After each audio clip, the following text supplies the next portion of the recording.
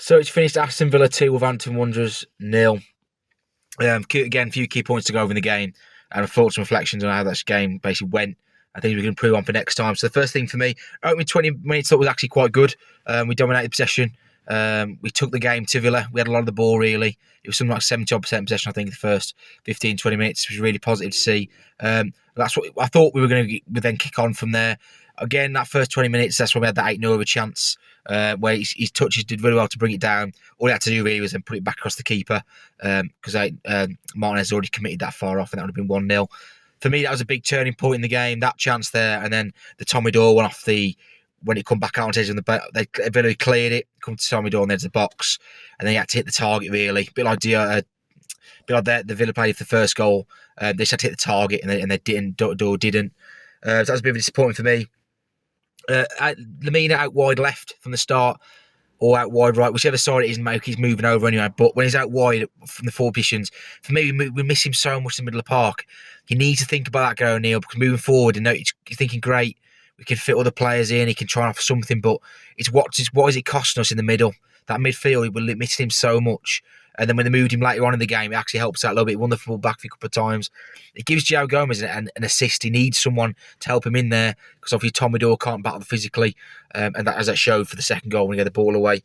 For that, however, my standouts for me though in that game, Semedo and Tommy Doyle was both standouts that are really good, confident to get on the ball, tried to be progressive, tried to make something happen. They were the ones who were taking the initiative. Apart from that, really, that was about it. No one else. So I had a couple of decent passes here or there, but again, too lightweight, botting out of tackles. Couple of decent passes, but for him, he needs to do more. Second half, he didn't do much. He needs to be stepping up a lot more than he always does. But how many times have we said that? I just think, if you're going to play it Nuri further forward, I know when I Fincher's day, or it's protection for Burnley, whatever way you look at it, he's got to be furthest man forward. You put Hugo Brent left wing back. You push him further forward on the left hand side, and you play him as an out and out winger. There's no point having him that far back. He's the only one who's going to create anything, and you just go for it. You either drop a midfielder and pay Lemina and Gomez or Tommy. Whether you mix that up, you make that decision. I think, because otherwise you're not going to get anything going forward, moving forward next few games. We just looked toothless. There was no one with a forward pass. There was a couple from Tommy Doyle. That was about it.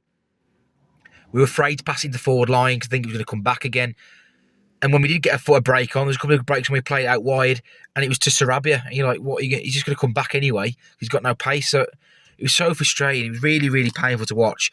It was crazy. We were having conversations. There was conversation on Twitter after this game. They're going like, Fraser said Troma, who was better? Who's Troma? Who was better than? Was he better than Fraser? We're having a conversation about an 18-year-old and 19-year-old. And I know that situation we're in, but it's absolutely crazy that we're looking at a Premier League team and the conversation is which one's going to be better. And it baffles me. And it just shows where we are as a club in terms of how we've dealt with recruitment, how we've dealt with situations. I know we've been lucky with injuries, but it's just poor. It's really poor. And for me, I just think, unless we start changing something next couple of games, or one of them comes back, we're just going to lose a lot of games. We're not going to score any goals. So maybe 1-2 chances in the game, like we today. And if you don't score those, actually a lot, really. So it's Burnley next on Tuesday. I know it's not sound like to sound like a bit of it. We've got to get something, really. It's one of those games where, to not quote Kevin Keegan, but we have got to get something. It's one of those games where we can't be losing that game for certain.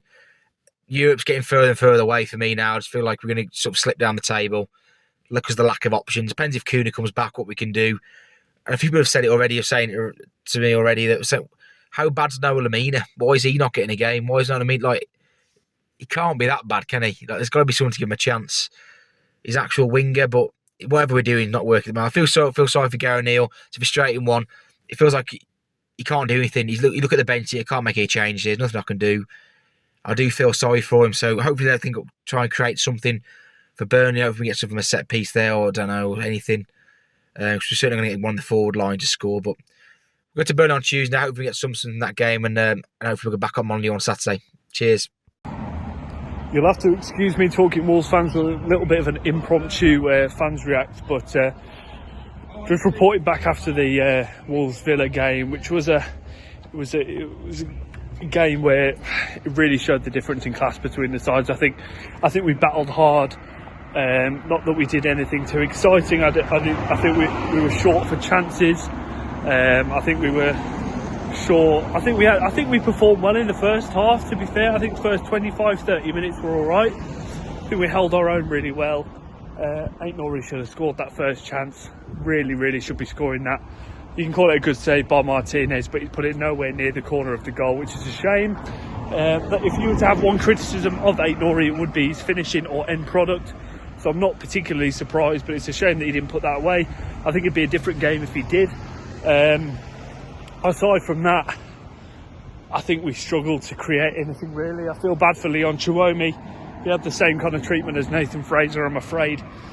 With being a young kid put up top with Fosun not investing, that's what we're going to get. We're going to have children up top not be able to compete against Premier League and European level centre backs. So it's an unfortunate result. But when you consider that Villa are 5th in the league and we're 10th, had an opportunity to go 7th, which is a shame that we didn't take. But it's just one of those days. I think if anything happened after 90 minutes, I'm not sure, because I left after 90, so it was 2-0 when I left. But one thing I wanted to mention before I leave you is I'm really not happy with Max Kilman as captain anymore. I think that really needs to change. It feels like there's no organisation in the defence with him as captain. He needs Craig Dawson to do the work for him when he's in that central centre back position. Otherwise, his vocal cords may as well be missing. And today, I don't know what happened with that first Moussa Diaby goal. Whether he ducked or whether he just didn't see it coming, I'm not sure. But there may as well have been no player there, because he should be clearing it off the line. But one of those days. We'll move on to the next one. Hopefully we can get a couple of points towards the end of the season, but it certainly looks like we're going to peter towards about 13th or 14th. I'll see you next time, Wolves fans. Well, I think that pretty much went the way we expected today with the team we were able to put out. Don't really blame O'Neill. All the players are out there, to be fair. It's not their fault. They get picked, and it's not O'Neill's fault necessarily. That's all he's got left to choose from with the injuries that we've got. Got to really say the blame is firmly at Fosun's door. Once again, the squad is just not big enough, and it feels like we say every season that we're 2, 3, 4 players away from being a really good squad and really pushing for Europe, but we never get those players in really that we need. Gone the whole season really without a recognised centre forward. Wang's done a cracking job there, but obviously been out really since the Asia Cup. Never really came back from that the same player. And we've gone into the second half of the season relying on essentially a forward line of 4 players: Sarabia, Neto, Kuna and Hwang, and 2 of which are just absolutely injury prone. Hwang hasn't gone a season, and nor has Neto have gone a whole season since they've been here without an injury. Neto already got injured earlier in the season. Hwang every season is 6 weeks here, 6 weeks there, out with injuries. So how you go into the second half of the season with only 4 fit players when we play 3 anyway, it is criminal really. Sasha and Silva both out on loan. Obviously Sasha got injured out on loan again anyway, which again was probably inevitable given his injury record. But how you allow Sasha and Silva to both go out on loan and not replace them is just absolutely criminal. And Sasha in particular, saying, oh, we'll let him go early in the window because it's the right thing to do for him and his family. And yeah, that's admirable and great. And what a nice thing to do for the bloke. He's gone over there and had a kid. But at the end of the day, we're a football club. We're a business. We're supposed to be trying to win games. It's about putting out the best 11 you can week in, week out. And you need to account for injuries. You need to adjust for that. And the squad is so thin. The players that we had on the bench today would never get anywhere near the bench in any other Premier League team. Never mind getting on the pitch. And again, I don't blame them. It's not their fault. They're under 23 players and they're probably okay at that level. And let's be honest, most of the academy players never make it to the Premier League. That's just a fact of football, especially at the top level. But we're having to play them because that's all we've got. But in terms of the game today, first half an hour, actually, I thought we were quite good. We played some good stuff, good into passing at times. Semedo was free every single time, and I thought we had a really good game today, especially going forward. It was always free. So nice little balls cutting in between the centre half and the full-back to get Semedo in particular. Ain't Nori a little bit quieter on the left. But I do think the formation we play, and I know it's a favourite with a lot of people, but the 5 at the back doesn't work for me, if I'm honest. Yeah, it gets Semedo and Ain't Nori forward, which is where you want them to be. But then we sit there with 2 wingers, which was Lamina and Sarabia starting off today. They're also out wide. and all you've got is the young lad in the middle by himself, and he did all right. But I don't know what he's supposed to do. It's probably got to be the hardest position in football, just sitting there as a centre forward with no one anywhere near you most of the time, trying to make something happen. So I think we just miss a little bit in midfield with the formation that we're playing. Obviously, putting Lamina left wing, he does okay there. He's not a left winger. Everyone knows that. But you have the double whammy of then missing him from the midfield as well. Doyle and Gomez both did all right today. I'd say Gomez was better than Doyle. A few wayward passes from Doyle and gave the ball away for the second Villa goal. And then Bueno tried his best to give it away to try and give him a third, which fortunately they didn't. But the defending at times still is terrible. I'm not his biggest fan anyway, but Totti never knows where his man is. Fortunately, he's quick and does manage to recover most of the time, but he's got no idea positionally where his man is. Kilman again today was just not very good. I know he gets a lot of stick around captaincy and etc., but today I thought he was just very poor. Wasn't really commanding. Never see him sort of taking the game by the scruff of the neck and holding players to account. And there was one time in particular, the ball was back with Sarr and a player's going to put him under a bit of pressure. Kilman only had to take a couple of steps one way or the other, and he would have been free, but never bothered. Just stood behind the Villa player, and I think Sarr in the end put it out for a throw in. But yeah, I really worry about this. I don't worry because there's nothing to worry about. We're going to finish mid-table. It is what it is. We're not getting Europe. It's not happening with the injuries we've got. Just not going to happen. Forget about it. But we're not going to get relegated either. So I'm not really that worried. The season's done as far as I can see. But my concern for going to the games and watching the games going forward is I just can't see us creating the chances. I mean, I think the whole of the second half, Doherty had a header, went over the bar. That was it really in the whole second 45 minutes. And Villa, to be honest, were just the better team. They've got the better squad, more experience, and just all round better than us, really, as much as it pains me to say at the moment. They're just the better team. Do you know what? On our day, with everybody fit and our first 11, we can give anybody a game, as we've seen with the results earlier this season. But so much of our game plan relies on either Kuna or Neto beating a man, if not two or three men, or hitting them on the counter and making something happen. And particularly you take Kuna and Neto out. And I do think Hwang's a miss as well. I think he's been good this season. But you take Kuna and Neto out of that team and there's just no attacking threat whatsoever. None of the midfielders are particularly attacking. And really our best attackers at the moment are out wide. Sarabia's okay. Doesn't have the pace to get away from people and hit teams on the counter. Plays some nice balls at time, although I thought he was below par today. But our best attacking threat are our two wing backs who are so far wide.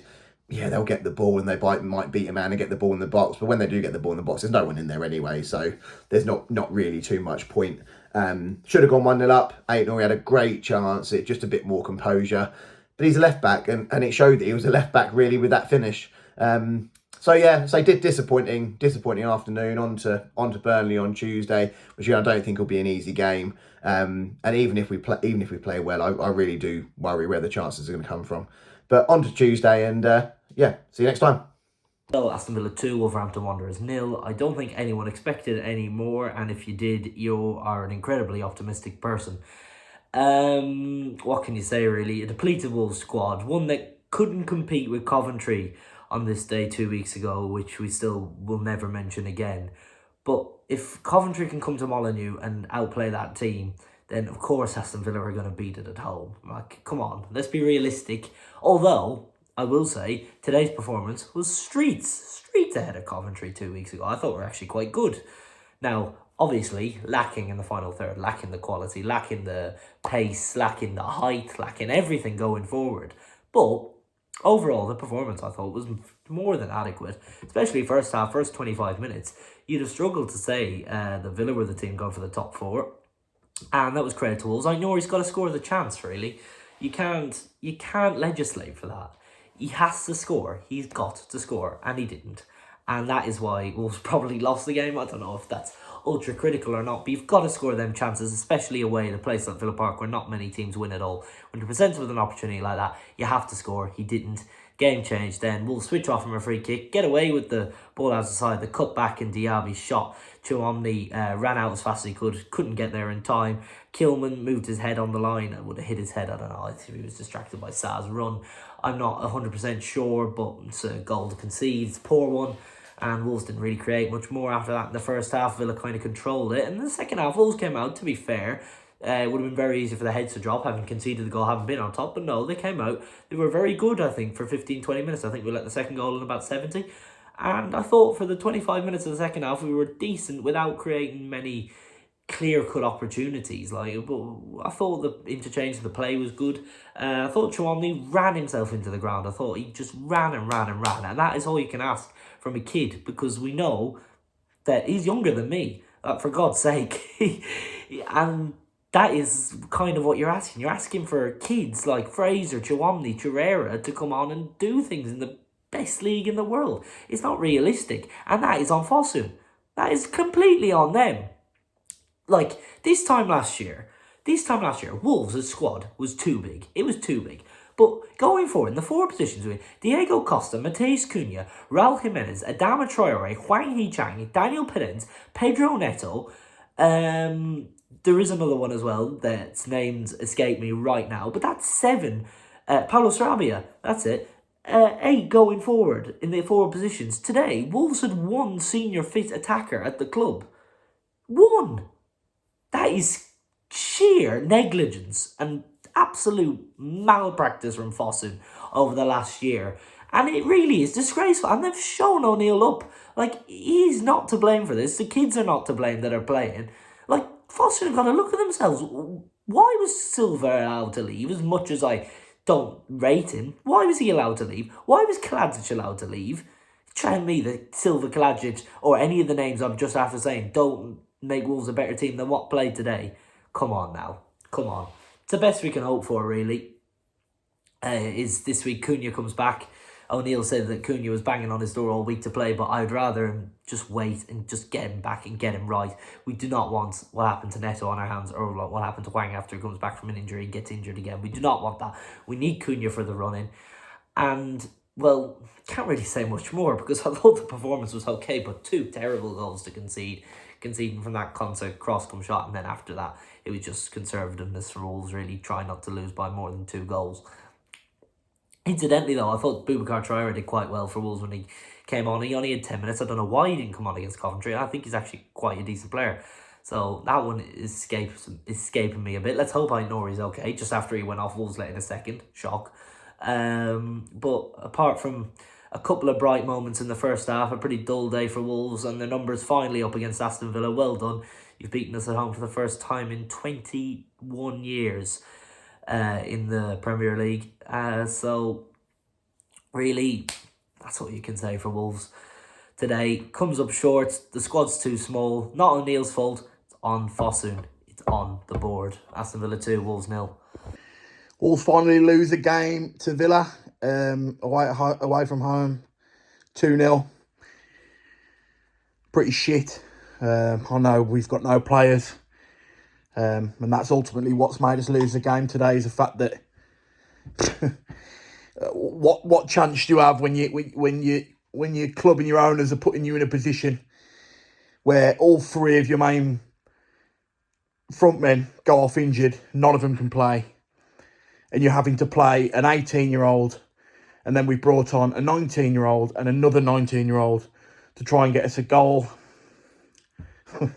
What are you supposed to do? I mean, it's about time they beat us. It's took them long enough. Fair play to them. They're a good side. Miles better than us at the moment. But I thought we did well with what we were dealt with. Started well, had a chance to score, probably should score. And it might be a different game at that point. But ultimately, we come away with a loss. With thoughts, bigger games to come this season than Villa away. They needed that today. We necessarily don't need it. So yeah, shit really, but we move on. Not really much to say about it. It wasn't really a good game of football. I don't think they battered us in terms of going forward, and we were up against it all game. That wasn't it. Very stop-start game. We couldn't defend. They could score goals, and they defended pretty well. That's the end of it. Move on to Tuesday against Burnley. Cheers, boys.